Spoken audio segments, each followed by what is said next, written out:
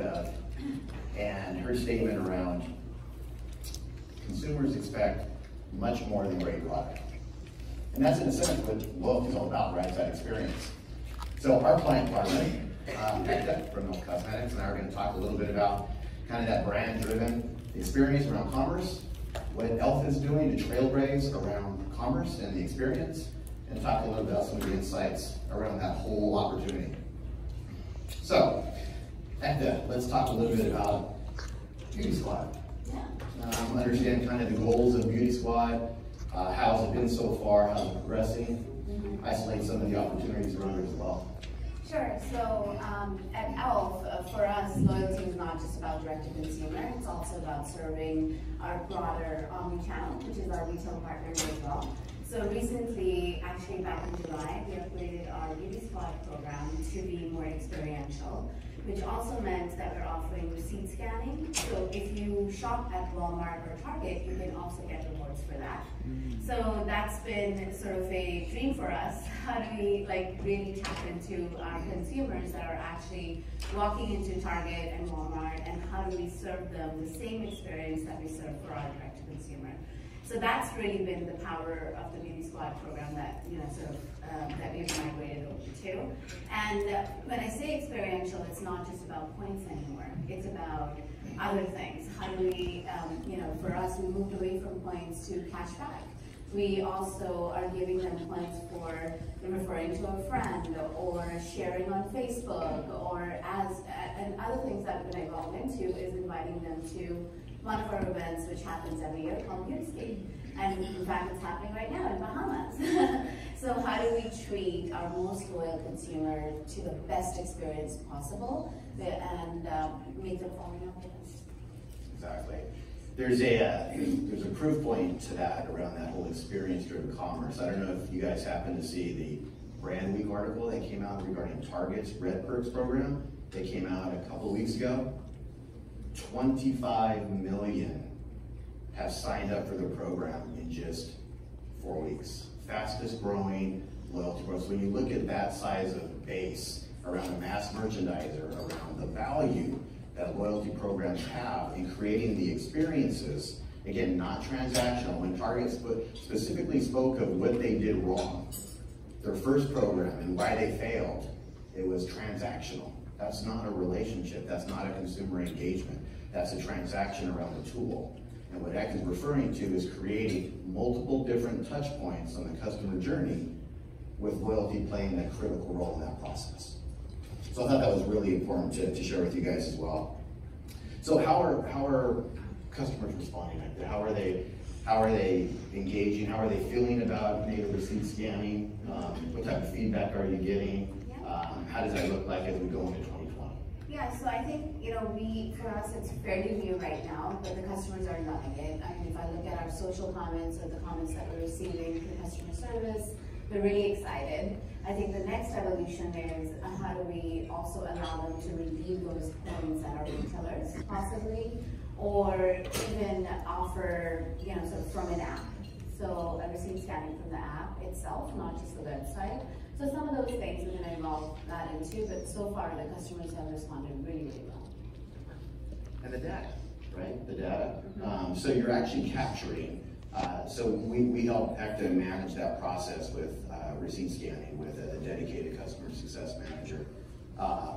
The data that you capture, you get to understand what else are they buying when they're buying e.l.f. Cosmetics and Target or other retailers. And same thing with Amazon, you get a receipt, but you're able to scan those receipts as well.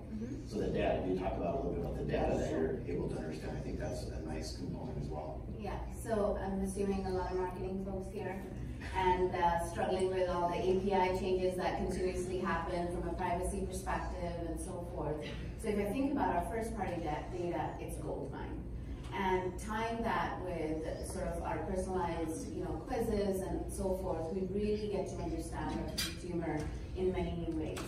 And so if I think about 2020, my single goal is to take that data, harness it in a way that we can make every single loyalty consumer experience very, very relevant. So we're investing hugely in mining that data and really sort of segmenting our top consumers, new consumers, and what are the different experiences we need to offer them.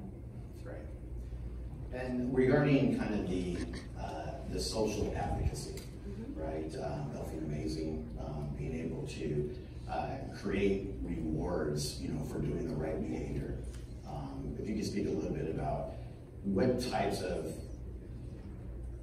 behavior are you guys most fond of when you look at what consumers are talking about? The reviews, the videos, the pictures, talk a little bit about that and how that permeates social. Yeah, so I think, with our new loyalty program, we are integrated with social. So if they're sharing stuff and so forth, we actually take those insights and learn what are they sharing. That informs our content strategy. If they're sharing more videos, if they're sharing more reviews, if they're sharing, certain type of content, maybe, it's a particular influencer or anything like that. So that ways we can inform our creative teams as well as our marketing teams and our product teams to take that into consideration as they go through thinking about our launches. So we should talk a little bit about kind of the impact that, again, trailblazing around what e.l.f. is doing on native receipt scanning, kind of where we're going with card loyalty as well. So we look at kind of syncing or linking with actual payment cards to make it easier and remove some of the friction of having to enter in a phone number. We're exploring those opportunities. But I think the analytics around loyalty should be pretty exciting for everybody in this room. When you look at, when we started working with Ekta at e.l.f., we started looking at what happens to average order value, right? And you're looking at 50% increase. And then you're looking at frequency of purchase, right? So you take your retention-based, most valuable customer, and you look at how much they're spending per transaction, and then they're coming back and their frequency of transactions are even more, in this case, over 30%. So how are they engaged? What type of redemption, participation rate, average order value, frequency of purchase, all the things that should be near and dear to everybody's heart to show how well we can accelerate growth. So that's kind of the overall analytics equation on how it's simplified in terms of understanding the impact of how the actual program is working for health and beauty. And we see this a lot in terms of those unique experiences, so all the things that Ekta mentioned around social and advocacy, but those unique experiences around having to take your most valuable customers and give them something that they find incredibly valuable. I'll give you a quick example. In health and beauty, for example, or actually for health, fashion apparel, having unique access to unreleased product or a first swimwear line, and you don't have to return that. They just give the product to you and say, use it, experience it, let us know how it is, and keep it. It could be $150, $200, whatever it is, and they get to keep that. And that way they feel unique, and they feel special, and they feel connected to the brand, and they talk about those things in social media. That's what we're alluding to. So, last question, just if you could highlight kind of how does the progression of e.l.f. In such a kind of crowded space with all sorts of beauty products, and we talked a little bit with Cindy here, she was talking a lot about sustainability and all those things. How are you guys kind of thinking about that as you go into 2020 as well? Yeah, this year has been really exciting for us. We've had some amazing product launches from Putty Primer, Camo Concealer, Jelly Pop, and I have the most energetic CMO ever. She is a rock star, and we just did our brand launch in June, and it's been just very, very well received.